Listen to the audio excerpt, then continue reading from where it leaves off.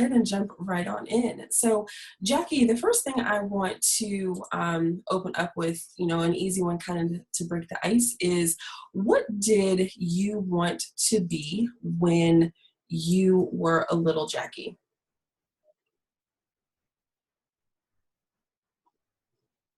I think that you were just at you're spinning. So, okay, there we go. So I think you just asked what I wanted to be when I was a little girl. Mhm. Crazy enough, I am one of those people. I wanted to be in the fashion and beauty and industry and entrepreneur my whole little entire life. A little sick-minded, I guess, or something. I don't know, but no, I wanted to be in fashion and in beauty. And I remember when I was I think it was 3 or 4, and I took my little wagon down to a friend's house, and I even was like, "Hi."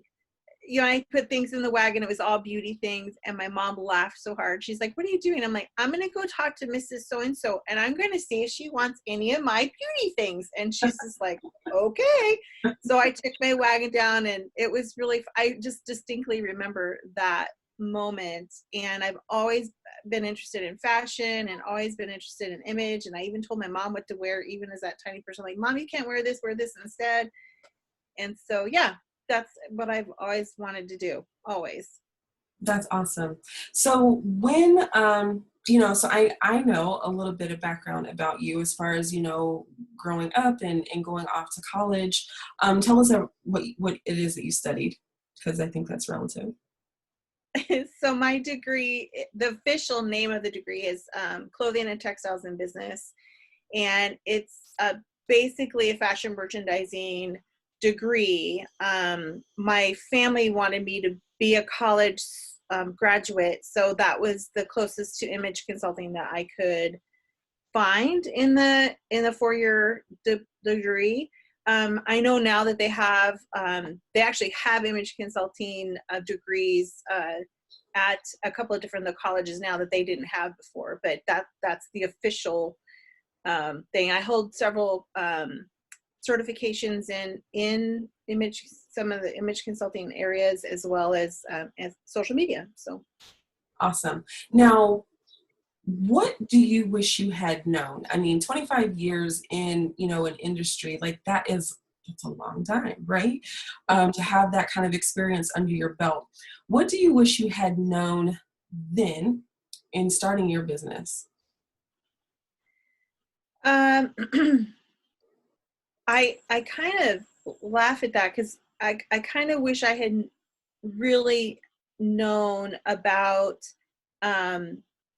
like Dave Ramsey talks about, like having that padding for your business, like having for yourself, for your personal, but also for your business. Like I wish I had known and taken and done it. Like there was a point, like I remember knowing it, like having that padding, but also just knowing that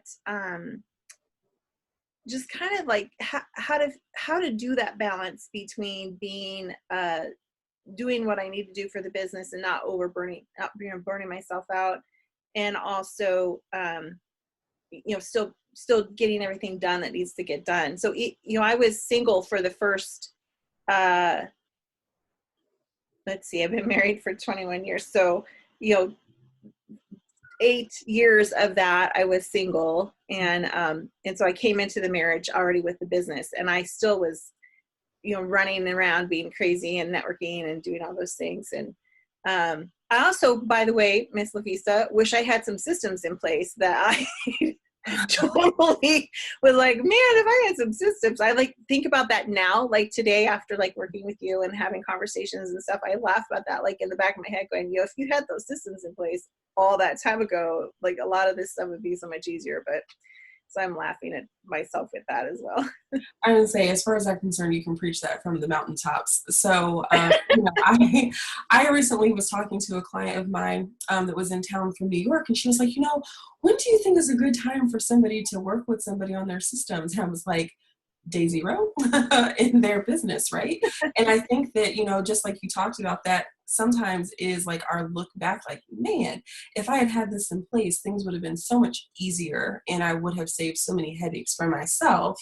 But it also plays into that, like, you don't know what you don't know, right? Like, you just know I got to get this done, and you've got to get it done the best way that you know how to do it. So it's like Right. a Well, and being in business for as long as I have been, a lot of the systems that are available today are not systems that were even remotely available then. And so while I had a system then, I, I don't feel like I transitioned my systems well. And that's one thing too, is that I'm like, if we had done this, and this when all of that started, or even a little bit after, Mhm. I could even see like a better thing. Then like now I'm going, not now, but like when I started to do my bit better at my systems and whatnot, I'm like, oh, this is not what I want to be doing in business.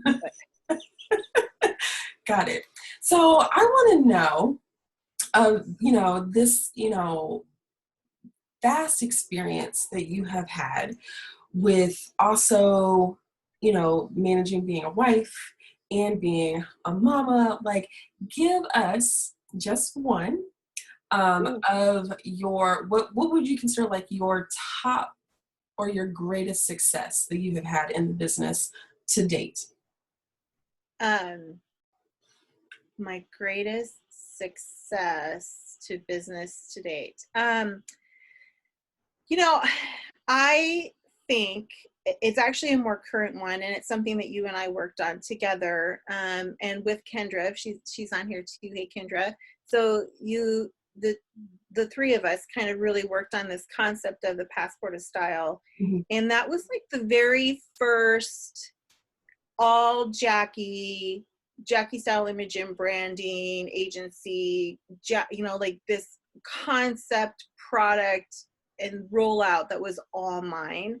Mhm. And I'm really, really proud of that. And just like where it's going, where it was going, where it's possibly going now, like all those things. And I'm just really, really proud of that. Like, I think if someone were to look in, they'd be like, well, Jackie, that's just okay. But that just is was such a huge thing for me to go from concept to it roll out, that is pretty awesome. Awesome. Now, if you have followed Jackie for any amount of time, you are familiar with what she's talking about. But give us a little bit of detail about the program that you were just talking about. All right. So the original concept is Passport to Style is a monthly shopping opportunity for a small group of women to shop for a very specific item each month. It's like it's the in-person box. I so the purpose is to build your core wardrobe on an ongoing basis, and have an opportunity to work with me as your stylist, so that everything is working together in harmony and perfectly. So you've built this great core, and then as we continue on past that initial year, is that you're building on it so that you have an ongoing wardrobe for all these things that you do in your life. Got it. Now, with that being the thing that you identify as one of your greatest successes, what was a failure that was tied to that success? And what did you learn from that failure experience getting to where you are now with that program? So what's um so one of my failures within that, right, is that were you asking, like within Passport? Mhm. Okay. So um I, the hard part about that is the failure right now is that it with what's happening is only in person. It is only an in-person, in-store concept, and I can do nothing for that right now. I can't do that anything for my clients, and like we can't do that all in person right now at all. Got it. Um, So let's back so up that pre pandemic, right? And so let's think about, like, walk us through your journey from like even having the idea for what this would look like, you know, and, you know, it's launched, it's been out there, you've gone, you've done like these shopping experiences with these women.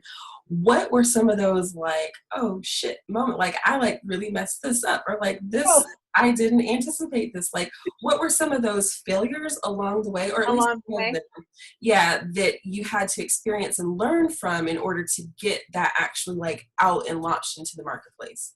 Okay, so thank you for clarifying. So whoa, one of the things was I thought I could handle 8 women in shopping experience, and I was like, brought all these 8 women together. That's not good. Yeah, it's like I love you all, but it's like running around with chickens running around with their heads cut out or wrangling cats. So I realized very quickly that I needed to limit my make that number smaller and limit it. And the other piece with that is actually the timing of it. So my clients are speakers, authors, and coaches, and I thought Saturdays would be great. And well, my sweet speakers, authors, and coaches, well, they're not available on Saturdays. Like they're doing their stuff usually on Saturdays. So I've been tweaking my day. There's some that are available, but I've been tweaking my days to like an evening during the week, and so they have options. But that's one. That was one of the things too. I'm like, oh, my target market isn't available on the day that I want them to be. So that's a couple of things, like the size of the group and the time of doing it was not the most productive for my target market. Got it. So what would you say like the big like aha moment, like, you know, coming up against like those two hurdles? Like sometimes I think like when we come up against hurdles as, you know, as business owners, it's just like, oh yeah, here's like this mountain, and I had a mountain, and the program is over, this isn't gonna work, nobody, you know, nobody liked it, nobody liked me, they're not coming, you know. But really the problem is, hey, when I'm offering it, it's not really fitting into their schedule, because like you said, I'm targeting a speaker, they're probably speaking on Saturdays. So what's your biggest lesson that you felt like you learned in making those adjustments after learning more about your audience based on, you know, what you had put out there? Uh, well, I'll tell you the thing that I pride myself on as just ongoing from my all my years of experience, not just in this particular area, is that I listen to my clients. I listen intently to, and I ask questions like, what can I do better? How did this work for you? I took a couple of the ladies that were in the beta program. I took them to coffee and I said, tell me what you loved. Tell me what didn't work. Tell me how I can improve. I'm like, you know, I asked. So I think that's one of my biggest successes in not just this particular thing, but over my career, is that I pay attention and I ask for that feedback, even when it's painful, like even when it's not like I don't really want to hear it. Mhm. There wasn't a lot of pain in this particular thing, but they were really surprised that I even asked them. Like, okay, I even did it like early on in that first year of the program. I said, okay, we've had 4. Let's sit down. Tell me what we did well, what we did wrong. And the other thing that I like had to adjust to is the timing of like what I thought the timing in the market for specific pieces was going to be, when really the timing in the market, like jean jackets, well, they're huge right now, but they're not necessarily huge when I like this. Well, they're also, it's a part of the trend right now is jean jacket, but when I had seen them in the marketplace for X amount of time, and I was like, this is perfect timing, when I had them in the timing for the months. And that particular month was when they took them all out of the stores. And I'm like, wait a minute, they were just all here. And that's something that I should know, and I do know, but how stores had decided to rotate had changed. And so I was like, well, that was, so hearing all of that, like some of the timing of when they thought like I didn't like having the white shirt during this time, but I like it for this, those kind of things. So I just pay attention, and I have adjusted for all of those things. So Love it. I love that. And I think my biggest takeaway, I think, from even listening to your story is, hey, a hurdle or hurdles are going to come, but the thing to do is not stop or like throw in the towel and be like, okay, I quit, like my idea didn't work. I'm done. It's all right, getting feedback, doing maybe some more research, asking like, hey, like what went well, what didn't y'all like, what can I change, and being flexible in your approach and how you can do things a little bit different to actually like see your idea to fruition and actually serve the people that you want to serve. So let's talk about one big curveball that we all have been thrown, and that is COVID-19. So with everything going on, I know that your business has a lot of that face-to-face component.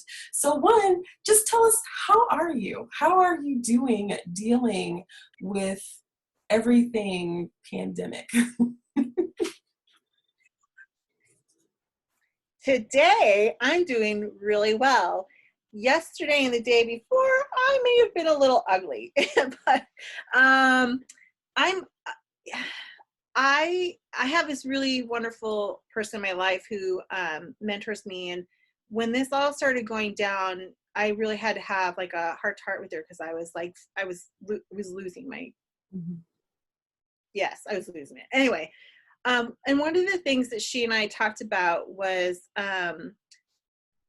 like I couldn't figure out why I was so like I would kind of had stopped, like I was had kind of to the screeching like halt of like, what do I do now? Like it literally, and I'm a big thinker and I'm a big idea girl and I have all this stuff and I had nothing. Like I was like, oh crap.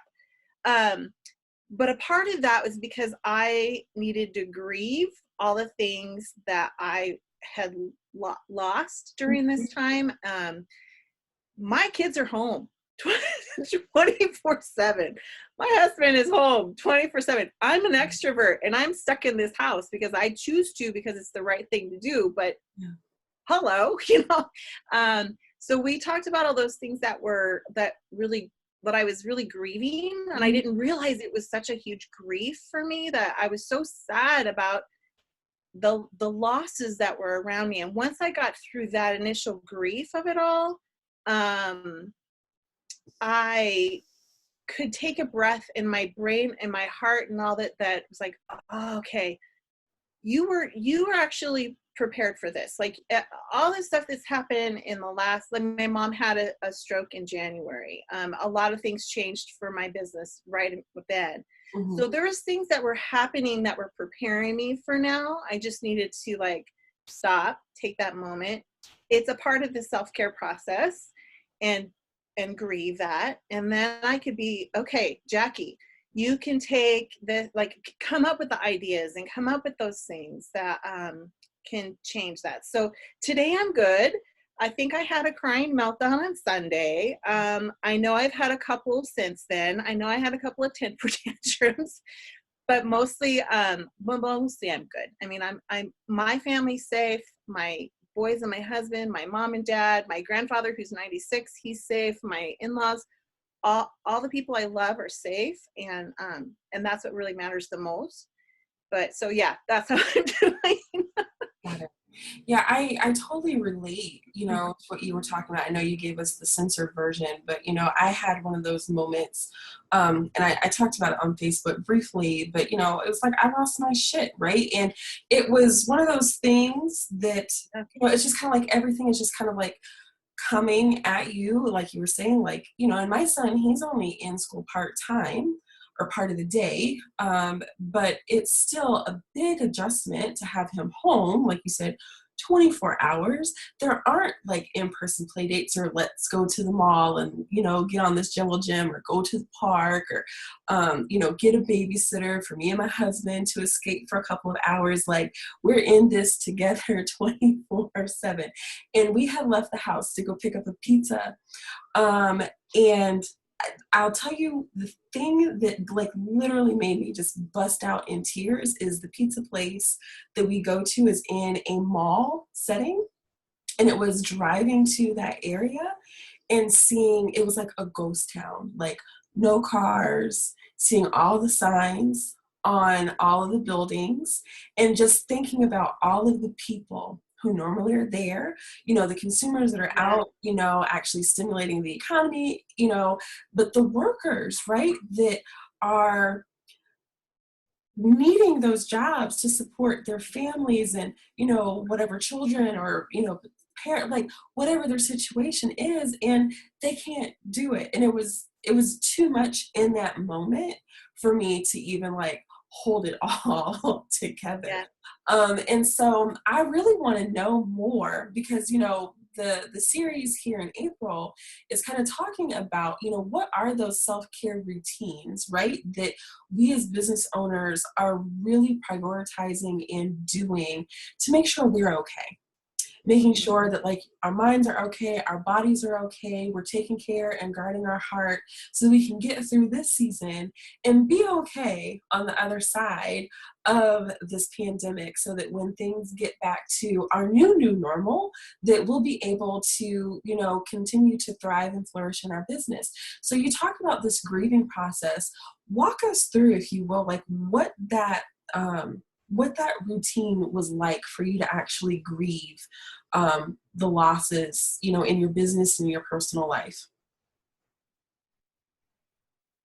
Um, so she literally had me draw gravestones on a piece of paper, Mhm. and I didn't realize how many things that I was grieving. So I like did big ones like, oh, I just have a couple.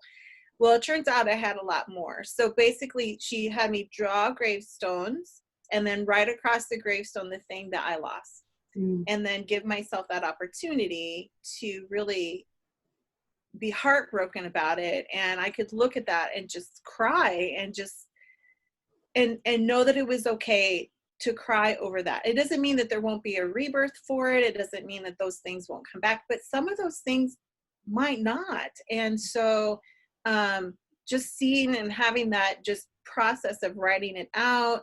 And so it's kind of a multi thing. Like it was a physical, I could really visualize like gravestones, like good Lord, like putting it all in the little cemetery, all these things. And so that's and then crying over it. And then the other piece of that for me was that I really prayed over it too. Like, God, I'm really sad.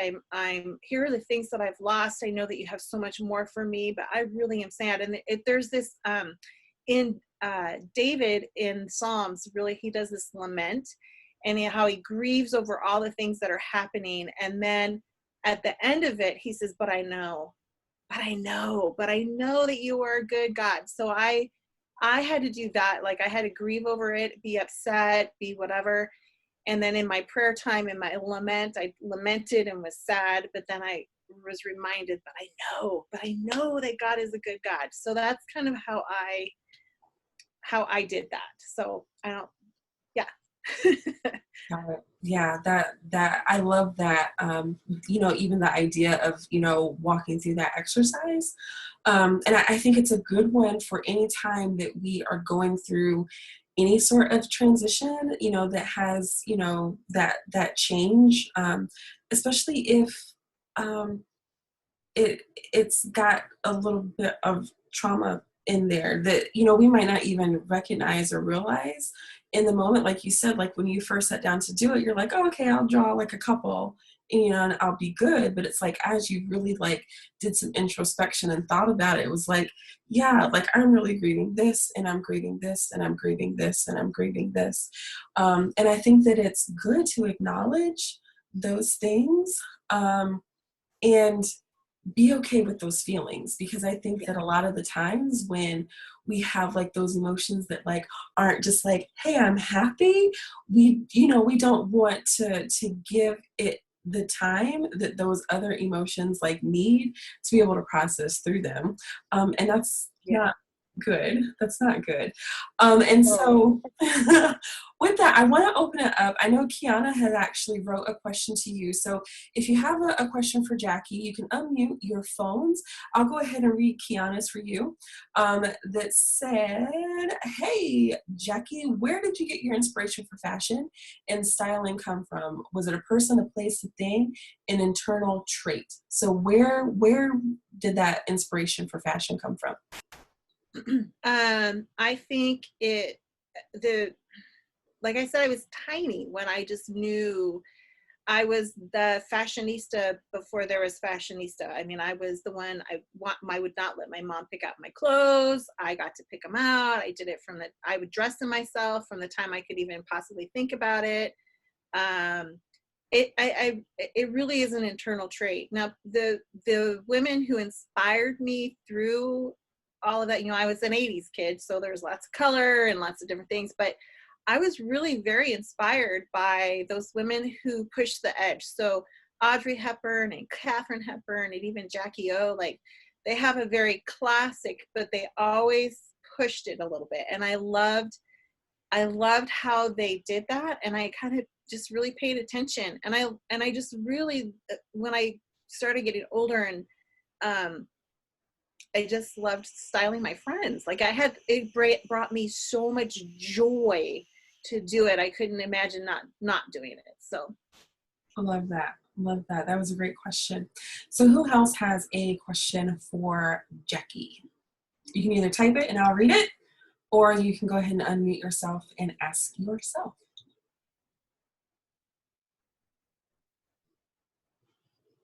I'll unmute. I'll be the first brave soul. So, sorry, I'm Kiana, so I'm asking a second question. All right. So if you guys know Jackie, even right now, she is Miss Purple, and purple has been a part of her branding and style and identity. And when we talk about branding, like, it's important to kind of like have your thing. So why is purple your thing? Oh, that's, I don't know where that came from. It is literally, again, one of those things that has always been, if it was purple, I was grabbing, not pink, not light pink, not purple, and not even lavender, the royal. And there was a point when I did some research in my college days on color and what, like, why it was important and like the meanings kind of behind it. And when I read that purple was a color of royalty, of luxury, of status, of just like there's meat behind purple, the meaning of purple, the emotion behind purple, I was like, oh, well, that totally makes sense to me. Like, it's just it's just my color. That's just the way it is. So anyway. So from Kendra, I think this is a question. Yes. So from Kendra, Jackie, I know that you have been incredibly resilient. You keep showing up year after year for your vision. What have you learned in the last year that keeps you pushing towards your dream? Kendra. So she's asking us because she knows my big dream. So there's Passport to Style, and then my big dream that I've had since I was tiny is to take a group of women to Paris and do passport shopping and shopping in Paris for a week-long, really neat event. What keeps me going is there's this knowing inside my heart that just knows that I'm supposed to do that. And there's a knowing inside, I'm going to cry. And there's a knowing inside of me that my purpose in my life is to show women how amazing and beautiful they are in the place that they are right now. And it just keeps me going because I see women who hate the way that they look or they hate their body. And I'm like, but no, there's so much for you. Let me show you. And I just, there's just this knowing inside of me that keeps me pushing on. And part of that, I think, is really my faith is that, there's times where you need to close the book on something and maybe it's not going to, and maybe my dream, maybe that Paris dream isn't going to be the same way that I have it visualized in my head, but I know it's going to happen. And I don't know when. Lisa and I talked about 2020, but I don't think so, girl. Like, I'm not thinking I'm going to be traveling in 2020. But I just know I just know. And I don't really, I would love to tell you that there is, other than my faith, which is huge, I think that's a piece of it that just continues to push me forward. But yeah, there's just this knowing that I know it will happen. I don't know what it's going to look like. I don't know the timing. I don't know all those things, but it will happen. And when you all hear me saying we're going to Paris, you can be like, I remember when, because it's happening. So I love that. I love that. That was a great, great, great question. And it's totally okay to cry because we're here to talk about the good, the bad, and the real, right? yeah. And yeah, like our emotion, like we put a lot into our businesses and to seeing our vision come to pass. So yeah, like that, it's not all just, happy times and rainbows. Like it's hard work, it's disappointment, it's tears of joy, gratitude, pain. It's all of that wrapped into one as we all go down this entrepreneurial journey. So that's awesome. So any other questions for Jackie? Well, I don't have a question. I do have a comment, Jackie. That is just wonderful what you just said. Your dream of taking women to Paris, that would be awesome. And if you can do it, like, would even be more awesome. I don't know if you thought about, but Fashion Week, that would, oh my gosh, that probably blow their minds. But that's definitely inspiring me to like dream, because right now, I mean, like everybody here, I think I can speak for him. Like you kind of like got kind of lost in the present time, and we just don't know what's going to happen. And so I have not had any motivation to, do what I need to do for my business. And being like, with you, we have to work on one. So me as a hairstylist, I miss that interaction. So, but over time, I do have a knowing that this can't go on forever. It just can't. So, but I commend you for sharing that with us. And purple is my brand color too. So, and I almost left the hair industry to be a image consultant. I got a certification at MCC for one. So, but Wow. I love fashion. It's a lot of fun, and I don't do hair, so I like love that you're like that person. I'll tell you that at the beginning of the year, as far as like dreaming, like I'm a big dreamer, and I went to an event. It's called the Dream Retreat, and one of the things that they have us do there is build on our dream, or to think about our dream. And I literally went like a week after maybe it's 2 weeks after my mom's her stroke, and I had been like caregiving for like weeks, and I hadn't been able to do business, and it felt like now, like a prep for now. And I went, and I have I don't see it. I have a book that you basically scrapbook your dream, right? And I sat there at the table that day, at the very end of all of it, because usually that's when all my stuff comes together, like it all just comes. And I had nothing. I had my word, and that was it. And my word this year is trust. And last year it was ask, and this year's trust. And trust was like, whoa, okay, that's pretty heavy. But if you ask, then you need to trust. But I had no idea how much I would be leaning on my word this year, trust. But I walked away from that event with nothing in my dream book. And I think that, again, it was like that preparation for me to know that stay where you're at and look at where you already have. Like I could look back at my book and see, let's work towards this. Let's not add anything to it. Let's not overwhelm your heart.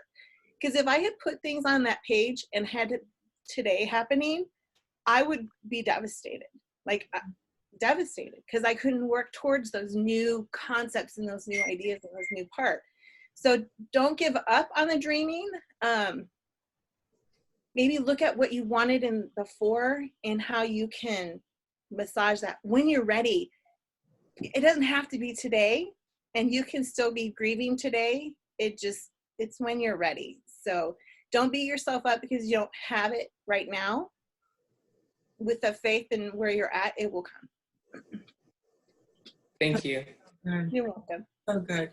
And thank you for, sharing that, with us, Martha. Like I was actually reading through the chat, and just kind of sharing what your experience has been like as well, having a daughter that is not going to experience, you know, their senior year. Like that's rough. Yeah. Like that is rough to not have that experience that you have been looking forward to for so long, right? Like I don't have kids Mhm. that are like getting ready to graduate, but I'm still getting teary-eyed because I remember how excited I was Mhm. for my Yeah. graduations, right? And it's something you Mhm. look forward to so much.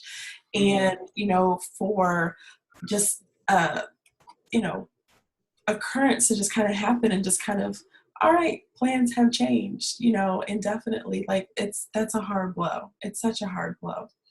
But thank Yeah, she's kind of rolling with the punches. yeah. She's just, Yeah. "Oh, whatever, mom. It's no big deal." But when I started I to cry, she's like, "Oh, oh, mom, no, why?" You know, it's just like how it was for you when you were picking up your pizza and you just looked at the empty parking lot, and Yeah. it just hit me. I'm like, "You're not going to the graduation ceremony. You're not going to do this or do that." So it was just really, it hits you like a ton of bricks. Mm-hmm. Yep. you know what, you have a community that if you wanted to create a in June, July, whenever the heck this all is gonna, whatever, you could Hmm. create an opportunity, like be creative. And how awesome would it be for you to create her opportunity to walk across the stage and to receive that and have your family and friends there for her, and just Hmm. make it special. Even if you say to her, this is for me, I need this because I have a dream for you and I want to see it through. Hmm. But the other thing I wanted to say too is I think that there's going to be an amazing resilience in the graduates for 2020. Oh, Um, absolutely. and that there's just something really special that's going to come from the grief that is happening right now because of all of this, that they'll, if we help guide them through that in the best way possible. So, and it's okay for them to see that we're grieved for them. And so I wanted to encourage you that it's okay that you cried in front of your daughter is probably like Yeah. much needed for both of you. Hmm. For sure. For sure. We do have another question from Kendra. Okay. So she says, Jackie, what is your best style hack for those of us who are on video while we are working from home? And in part two to that, do you wear makeup to your meetings? To my Zoom meetings, Kendra? Yes, I wear, and if I don't, then you're not seeing my face. I do. And so one of the biggest style hacks, in fact, I'm going to do a webinar, a free webinar for that because it's like so pertinent right now, is to wear solids. Now, I don't always do that because that's not my fit always in my personality, but especially since I have a busy background, to wear solids, to make sure your background looks okay. But I do wear makeup. Part of that is, this is always our communication focal point. And so you want to make sure that you have that balance, the right lighting, and make sure you have some kind of lipstick on, whether it's just lip gloss or whatever, a color. So if you're talking and people are looking at your lips, they need to see it. And if it's all like this, then it's hard for people to focus. So yeah, those are the two things: wear solids, wear color, wear solids, and watch out for your background. Yeah, Jackie and I, we've had a few like Zoom conversations about, being camera ready, I guess, if you will, for meetings. And I think there's this meme that's going around on Facebook of this little dog that has like this one look, like he is just super scruffy, like doesn't look like he's been combed out like for like decades. And then like there's this other picture of him and it looks like he has a fresh like blowout. And like he's like perfectly coiffed, and it's just like, this is me on Zoom meetings when it's audio only. This is me on Zoom meetings when I know they're going to see, my picture. And one of the things that Jackie and I had even put together for the tip that she just shared about the lips, I keep this, you probably can't see it really well, I keep this at my desk. It's chapstick because I'm for the most part, a pretty simple person. Like I have more makeup on today just because I know I'm going to be in front of the camera. But if it's just like a quick, like, hey, let's get on Zoom to like talk through like a question that someone has, I keep this at my desk and it gives just enough like pigmentation to my lips that, you know, it makes the look more pulled together that I can easily just kind of take my hair down from the ponytail. Sometimes it's still like a ponytail, but they at least get reddish lips. So, you know, but it's my desk chapstick that is like always like right here and like ready to go. Like, you want me to be on camera? What? Like, okay, you'll at least get red lips. And so we have one more question, and this is from Leslie. It says, has COVID-19 got you thinking of new ways to do what it is that you do, Jackie? Why, yes, it has. So here again, God is so funny. I had started experimenting with virtual consultations and virtual closet curation last year and even the year before. And I am very much, again, extrovert. I'm a touchy-feely person. Texture is really a big deal to me. So I wasn't really like, was willing to do it, but you know, I wasn't trying to push it much. So the good thing is I had experimented with it, so I had some idea about it. So yes, I'm doing virtual consultations. I'm doing virtual closet curation. I now have a virtual passport style group, and so I'm starting. Actually, that's starting like now. So I have all these things that I've kind of had been preparing for, but hadn't actually like rolled out. So I'm in a rollout stage for some new stuff. Yay! Yes. Maybe it's getting rid of some of that. What is it?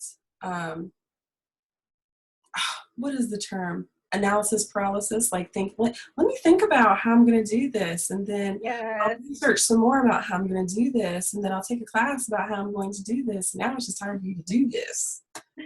Well, and it's funny because actually in the virtual passport style, you and I had, Livy C, you and I had talked about that, and I was like, oh, you know, it's kind of, it had, like I said, it already had been there. I just hadn't done it.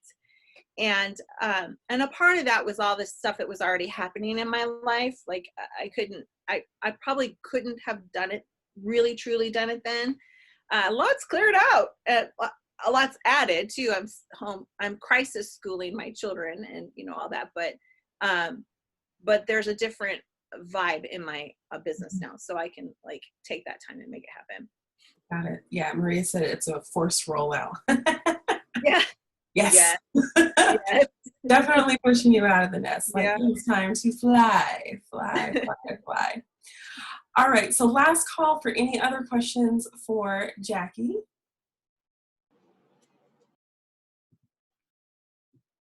So hearing none, I do have a couple of follow-ups for you. If you could walk us through, especially, you know, this time that we're in right now, what are your like go-to self-care routines right now?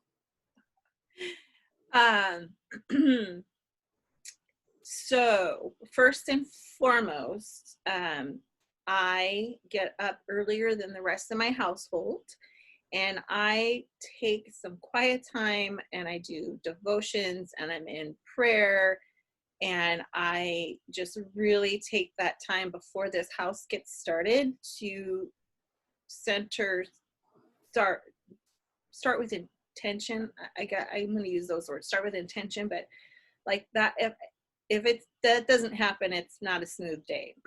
So I do that, and now again, even though I'm an extrovert and I'm with my family, I also need to be away from my family in order to be the best for my family. So I take walks by myself, so we can still do that. And so now I'm doing prayer walks and just walking and just around the neighborhood, and I get to see people from afar and I can wave and smile and still get some sort of interaction, but I'm doing that. I take longer showers because, again, being away. I'm in a house full of boys, so baths don't really work well for me. It's just, it inevitably it is interrupted and I'm stressed out. So I don't do that, but I take a longer shower. I actually, I actually get up and get dressed and put my makeup on, do my skincare and do my makeup. I do that on purpose most days, not every day, most days. And it really, again, helps me with being ready for my day and remembering that this isn't going to be like this forever. Mhm. And if I have that chance moment of getting on Zoom, then I'm ready. Yeah. Got it. I So love those are just a few things. I will say that I had, my massage therapist was still taking clients, and I had a massage set up for last week, and I needed it. But my sweet husband was really stressed out about me leaving the house and doing that. And even though he knows it's just like one-on-one, he said, we don't know where she's been. And I'm laughing because the boys, my children, who pay not any attention to what's happening, they have said, are you sure, Dad? I really think Mom needs to go. I didn't go, but I had to find other ways. And so like I Zoom with my friends. One of my favorite things is coffee with friends. So now I'm Zooming with them and having coffee that way. And so I'm doing all those things, and it doesn't always help. But it helps more than if I didn't do anything at all. Got it. Love that. Love that. Love that. I too am finding myself doing more virtual coffee dates. And I believe Kendra is still on. We had a virtual cooking session last week. So I made brownies, and she, was prepping dinner for her family, but it was just, we had not the cameras, but we had our phones set up so that we could still do what we were doing in the kitchen, but have that interaction with, each other. And it was amazing. And I think we were on the phone for like 2 hours, just talking. And it wasn't as good as being face to face and, being able to like hug her, goodbye and all those other things. But it was still like, we still had that time together, right? We still had quality time that we were able to share with one another. And we're just making the best of what we can, with technology and stuff like that, with the restrictions that we're under. So one last question that I have for you is, what is one thing that you would want any of the women that are on with us now or that might hear your story later, what is one thing that you would want them to take away from your story? Well, that is such a good question. I think perseverance is the big thing. Like, it doesn't mean staying in a place that you shouldn't be. Perseverance means continuing to move through to get to the next place, and trust. So that's my word for the year, but I really think that was a word that just really needed to sit with me and to, like, in this time. So perseverance and trust. And that those are the big things, is that in the longevity of things, persevering is a huge thing. So I have no idea what my business looks like in 2020. Like, who knows what this all is. I don't think I'll have to close my doors. I think because I have enough gumption to like figure it out, that will be okay. But you never know. So I'm just so perseverance, just keeping going even in the adversity, but allowing ourselves to that rest and that time to like grieve and all those things. Got it. I love it. Thank you so much, Jackie, for your time and just being open and honest with all of us about your journey that you have had so far.